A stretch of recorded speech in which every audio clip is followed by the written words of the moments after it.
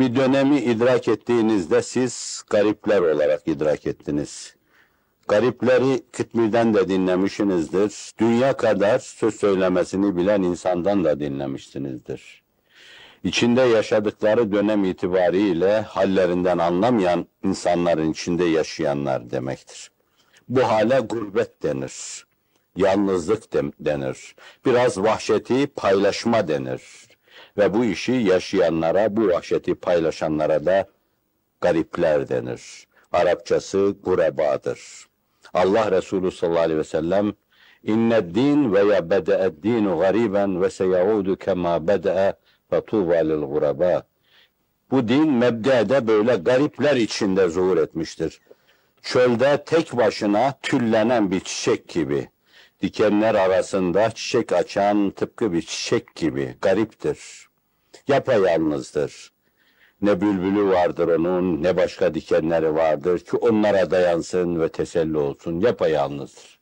Devri Risalet Penahi'de böyle bir gurbet yaşanmıştır.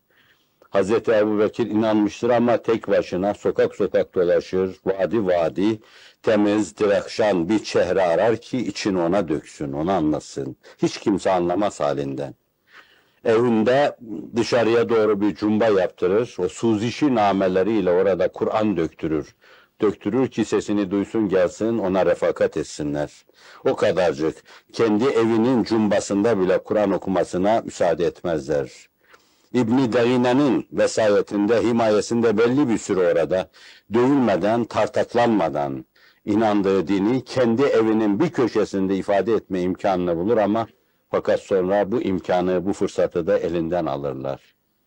Gariptir bu insan, yapayalnızdır, bir gurbet yaşamaktadır. Ama gurbetin bizim için ifade ettiği manayı biliyorsa o gurbeti çabuk aşar çünkü Allah gariplerle beraberdir. Öyle olması hiç Allah Resulü Tuğba lil gureba, gariplere müjdeler olsun der mi? Nedir gariplerin hali? Siz de o gurbeti yaşadınız. Sizden evvelki nesiller yaşadı. Gurbetin grubuna şahit olmuş bir insan olarak, gurbetin grubuna tülüğünü yaşayanlar vardı. O insanı çıldırtacak, insanı hezeyana sevk edecek hadiseydi. Bir insan iki insan olamıyordu. Bir insanın yanına bir başkası da gelince adeta musallah, mekanize birlikler üzerine yürüyordu. Bir tek insanın başında helikopter uçurtuluyordu. O yakın takibe alınıyordu. Aman bir ikinci insana bir şey anlatmasın. O kadar garip tutulmaya çalışılıyordu. 1 ay, 2 ay, 3 ay, 3 tane 6 ay, 3 sene, belki seneler. Ona yalnızlık zehir gibi, zemberek gibi içiriliyordu ruhuna. Bunlar gurbetin tülûğunu yaşadılar. Gurbet doğuyordu bir yerde. Nasıl doğuyordu? Zifiri karanlık bir gece gibi doğuyordu bunların üzerine. Abanıyordu. Ve o günlerde inanmış insanların sinesinde ümit ufkundan, o ümit ufkunda doğacak güneşlerin doğuş ümidinden başka sadırlara, sinelere inşira verecek başka bir hadise de yoktu. Buna gurbetin doğuşu denir. Ve işte o gün 1-2 o insanlara da gerçek garipler denir. O yalnızlıklarından dolayı Allah Resulü kâkülü gülberlerini okşuyor, gariplere müjdeler diyor. Çünkü garipler hadisin bir rivayette devamında buyruluyor ki ahir zamanda onlar Hazreti Mesih'in vesayetinde toplanacaklar. Ahirette Mesih'e sığınacaklar. Çünkü canım çıksın Hazreti Mesih de garipti. Onca cehdine, onca gayretine rağmen, babasız olmanın avantajlarını da paylaşıyor olmasına rağmen, tam bir kudretin eli Hazreti Meryem'den Hazreti Meryem'e girmiş çıkmış ve sonra insanlığın imdadına uzanmış.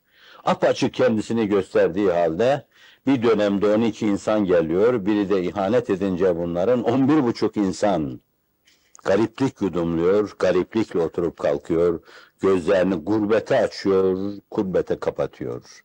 Bu açıdan denebilir ki bu ümmete en yakın peygamber Hazreti Mesih olması itibariyle o, bu ümmetin garipleriyle arasında çok ciddi bir münasebet vardır. Bu hadis bir rivayette ahir zamanda Hazreti Mesih ile beraber olacaklar veya öbür alemde Hazreti Mesih ile beraber olacaklar gibi bir müjde, bir işaret de veriyor. Nedir hususiyetleri? اَلَّذ۪ينَ يُسْلِحُونَ مَا اَفْسَدَهُ النَّاسِ İnsanların bütün gemi azıya alıp bütün güçlerini, kuvvetlerini bozgunculuk hesabına kullanmalarına mukabil onlar yerinde birer itfaiye memuru gibi yangın söndürürler. Yerinde sokaklarda pislik akmasına karşılık göğüslerini gererler, oraları temiz tutmaya çalışırlar. Yerinde kirlenen çevreleri, atmosferleri, bunu eski hüviyetine, eski haline irca etmek için günde birkaç defa ölür dirilirler. Bütün bozgunculuğa karşı salah mücadelesi verirler. İfsada karşı ıslah mücadelesi verirler. Bunlara müjdeler olsun diyor. Siz bir yönüyle onlar sizden evvelkiler gurbetin tülûğunu yaşamışlardı. Siz de şimdilerde gurbetin grubunu yaşıyorsunuz. Yavaş yavaş o gurbet gitti, gruba dayandı.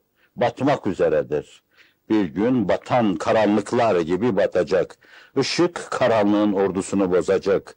Ve her cephede onlar bozguna uğrayacak ve kaçacaklar.